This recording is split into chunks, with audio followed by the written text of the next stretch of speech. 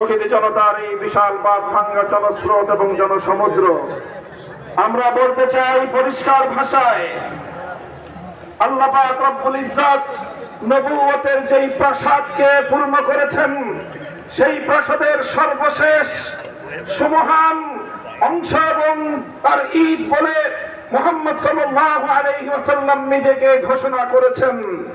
আল্লাহ নবীর পরে ইসলামের নবুয়তের এই সুমহান প্রাসাদে অন্য কেউ যদি নবুয়তের পরিচয় দিতে চায়, সে নবুয়তের এই সুমহান রাজপ্রাসাদে আবর্জনা ময়লা বলে বিবেচিত হবে।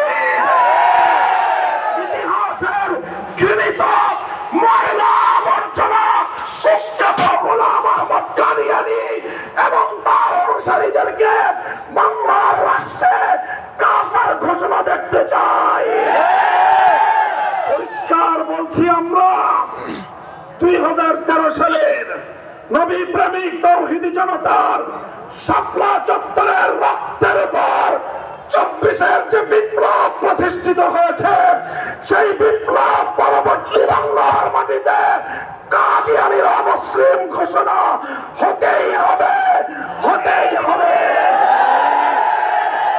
সরকারগুলোকে বলতে চাই, আমাদের পূর্বপুরুষ খতিব ওবায়দুল হক, শাইখুল হাদিস আল্লামা আজিজুল হক, সৈয়দ ফজলুল করিম পীর সাহেব চরমনাই, মুফতি ফজলুল হক আমিনী থেকে আল্লামা আহমদ শফি রহমতুল্লাহ আলাই, জুনায়েদ বাবু নগরী, সকলেই কাদিয়ানীদের খতমে নবুয়ত, এই কাদিয়ানীদের অমুসলিম রাষ্ট্রীয় ঘোষণা শুনে যেতে চেয়েছেন, দেখে যেতে চেয়েছেন।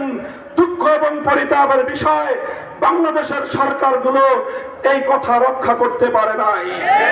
আমাদের আমির হেফাজত আল্লামা মুহিবুল্লাহ বাবু নগরী হায়াতে আছেন, তার নেতৃত্বে পীর সাহেব মধুপুর যেটা তুলেছেন, এবার কাদিয়ানীদের অমুসলিম ঘোষণা দাবি আদায় করার জন্য যদি প্রয়োজন হয় আবার 5 মের মতো ঢাকা অবরোধ করতে হবে। শুধু ঢাকা নয়, প্রয়োজনে জাতীয় সংসদের দিকে লং মার্চ করতে হবে, অবরুদ্ধ করতে হবে, রাজনীতি বন্ধ করে দিতে হবে, পার্লামেন্ট অচল করে দিতে হবে, সচিবালয় বন্ধ হয়ে যাবে, বাংলাদেশ থমকে দাঁড়াবে। অমুসলিম ঘোষণার দাবি আদায় করতে হবে, রক্ত দিতে হলে রক্ত দিতে হবে, জীবন দেওয়ার জন্য, খতমে নবুয়তের দাবি আদায়ের জন্য মাথায় কাফনের কাপড় বেঁধে শহীদ ঈদগাহে যেতে কারা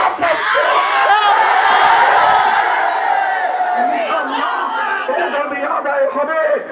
আর যদি সরকারগুলো দাবি আদায় করতে ব্যর্থ হয়, আগামী দিনে আমরা পার্লামেন্ট গঠন করব, আমরা ক্ষমতায় যাব, আমরা কাদিয়ানীদেরকে জাতীয় সংসদে আইন পাস করে কাফের ঘোষণা করব, অমুসলিম ঘোষণা করব ইনশাআল্লাহ।